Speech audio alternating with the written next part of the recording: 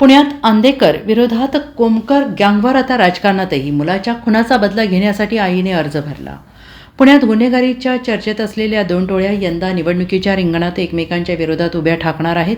आंदेकर टोळीने हत्या केलेल्या आयुष कोमकरच्या आईने कल्याणी कोमकरने थेट सोनाली आणि लक्ष्मी आंदेकर यांच्या विरोधात अपक्ष अर्ज दाखल केला आहे. पुण्यातील प्रभाग क्रमांक 23मध्ये कल्याणी कोमकर यांनी अर्ज दाखल केला आहे. अजित पवारांनी जर आंदेकर कुटुंबियांना उमेदवारी दिली तर आत्मदहन करेन असा इशारा कल्याणी कोमकर यांनी दिला होता. अजित पवारांच्या राष्ट्रवादीकडून सोनाली आणि लक्ष्मी आंदेकर या दोघींनी उमेदवारी अर्ज भरला. त्यानंतर कल्याणी कोमकर यांनी आपला अपक्ष उमेदवारी अर्ज दाखल केला आहे. यामुळे आंदेकर विरुद्ध कोमकर हा गुन्हेगारीतला संघर्ष पुन्हा एकदा निवडणुकीच्या रिंगणात पाहायला मिळतो आहे.